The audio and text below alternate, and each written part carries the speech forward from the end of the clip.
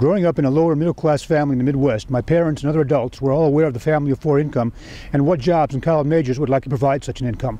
There was little interest in jobs that paid millions, but great interest in jobs that allowed you to raise a family, own a house and car in a safe neighborhood with good schools, a hospital, a church, and convenient shopping.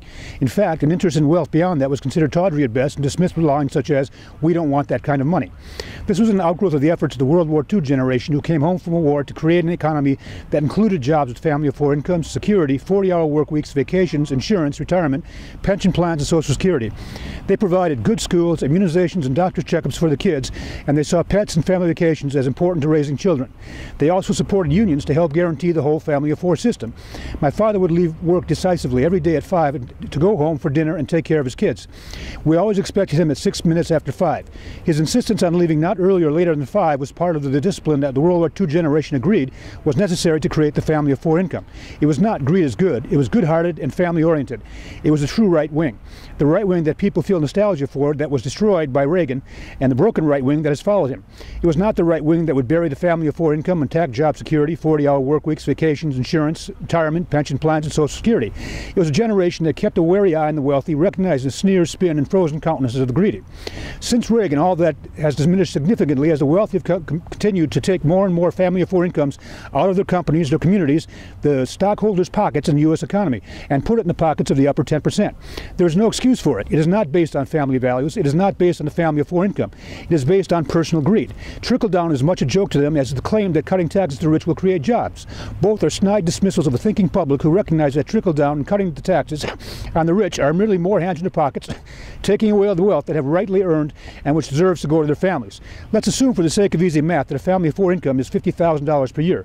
With that figure in mind, we can note that each $100,000 executive bonus takes two family of four incomes out of the company, the community, the stockholders' pockets, and the U.S. economy.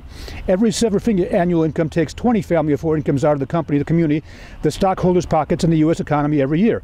Every nine-figure annual income takes 200 family of four incomes out of the company, the economy, the community, and the U.S. economy every year. One $25 million severance package for failed performance takes 500 family of four incomes out of the company, the community, and the U.S. economy every time. The presence of ATMs saved banks billions in salary packages, and yet rather than paying us 50 cents each time we use it, they charge us instead and think that we are unaware of the guile behind this. There are countless examples of the shiftless, cunning, conning mentality of the broken right wing, but little as yet that can be done about it. They turn to us and say, we're going to take cuts in Medicare and the minimum wage, and shamelessly turn around and give themselves millions in bonuses for having done so. They turn to us and say, like Sherman Klain, don't complain, go out and get a job and earn your wealth. This jaded, sadistic dig is just one of the many that are eating at the hearts of the American public. The wealthy act, walk, and talk like perps and pimps because they are. The American family look, act, and walk and talk like Vicks because they are. They aren't that good, we are. They did not provide the talent, the creativity, hard work, inventiveness, and social skills necessary to run a business. We did. They merely developed a set of financial tools to wrench the profits from us and line their own pockets. They lowered the wages, removed benefits, raised our fees, and then when we have the audacity to say, my child needs a doctor or my grandfather is bedridden and I can no longer care for him, they say, you should have thought of that earlier, you should have worked harder. And then for the brilliance of those rejoinders, they give themselves another $1 million bonus and create a nine-figure income for a crony. They are not making this wealth, they are taking it, and it's time to take it back. They do not grow their companies, their communities, or the U.S. economy. In fact, the problems in America today are precisely the result of this shift in the distribution of wealth and this destruction of the inventor, the talent, and the creative. And it is attributable to one thing and one thing alone, the greed of today's wealthy and their inability to make judgments about anything other than the size of their wallets and their next bonus. They could see Social Security running at a profit if they did not see a huge sum of money that could be transferred into their pockets. They could realize government jobs are good jobs if they did not see the government payroll as a target. If they did not have their hands and minds on everybody else's wealth, they could see that local, state, and federal governments would be far more interested in creating jobs with family of four incomes than wealthy ever would be. There would be no mansions or yachts to pay for if the government were creating the jobs. The right wing has gone so far off track as to see themselves as the new fascists and the liberals as the new non-Aryans. Jesus Christ was a liberal, and we are all sure that he still believes in giving to the poor, not creating them. The family of four income represents a distribution of wealth that would be expected of a Christian country. The current distribution of wealth looks like the Rome of Christ's time more than anything that developed out of Christianity.